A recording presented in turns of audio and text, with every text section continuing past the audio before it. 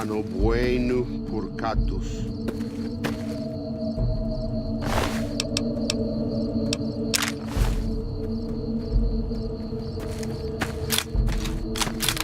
Аганай, Анна, я не вычу.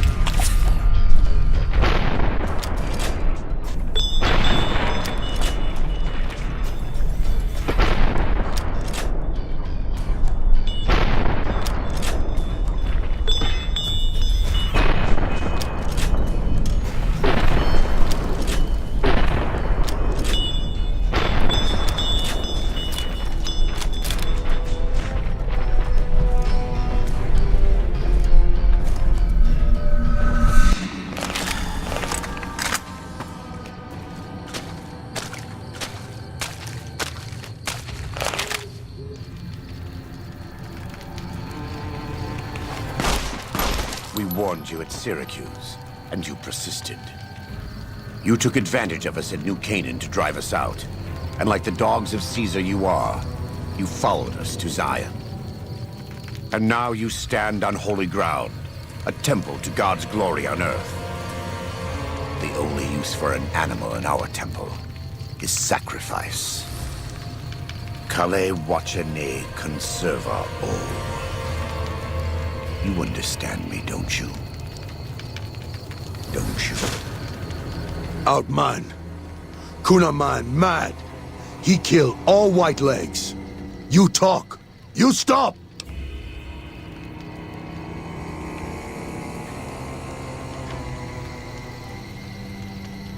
Him hear you. You talk.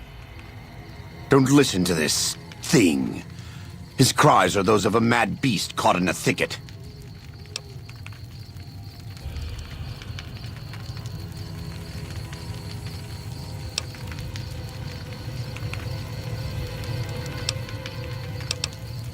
He has a debt to pay for what he's done, and I've come to collect.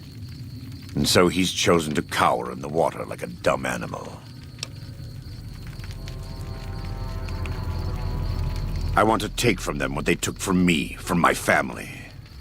In this life, I want them to suffer. I want all of them to die in fear and pain. I want to have my revenge against him, against Caesar. I want to call it my own, to make my anger God's anger, to justify the things I've done. Sometimes I tell myself that these wildfires never stop burning, but I'm the one who starts them. Not God, not them. I can always see it in my mind, the warmth and the heat. It will always be a part of me. But not today. Go. Get out of here. Go back. Back to the Great Salt Lake.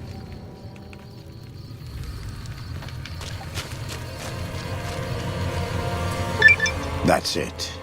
It's finished. Thank you for staying with me. Let's go find Daniel. Tomorrow we'll be here soon. And there is much to do.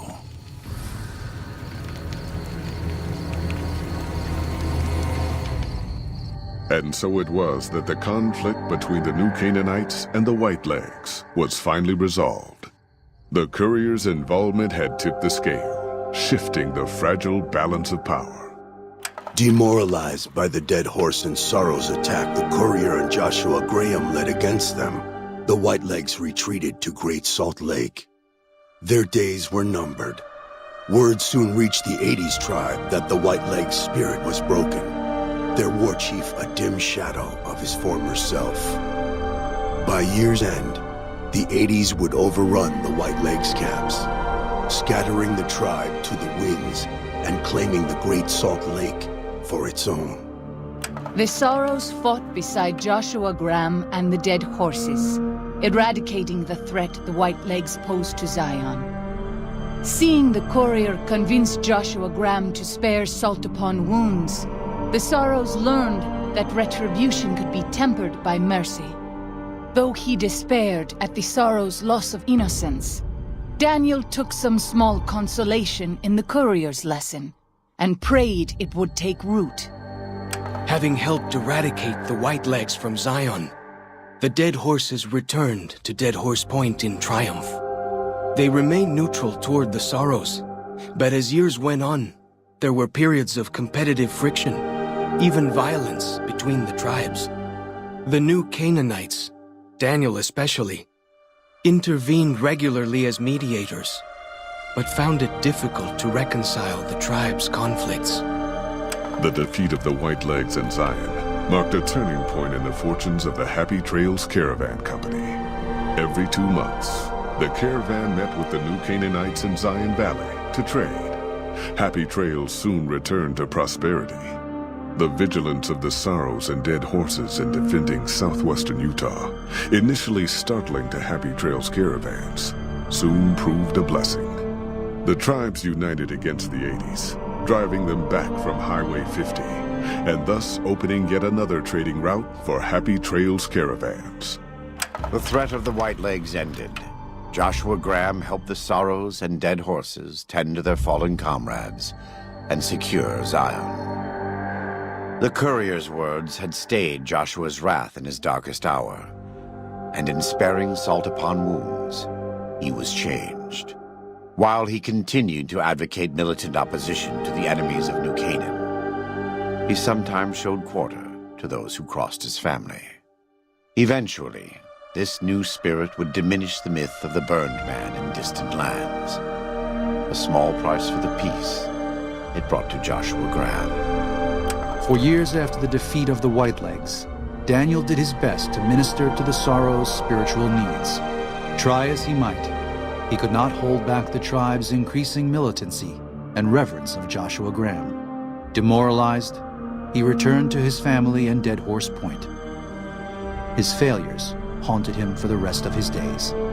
And with that, the courier walked out of the history of the tribes of Zion and back to the gathering storm of the Mojave Wasteland.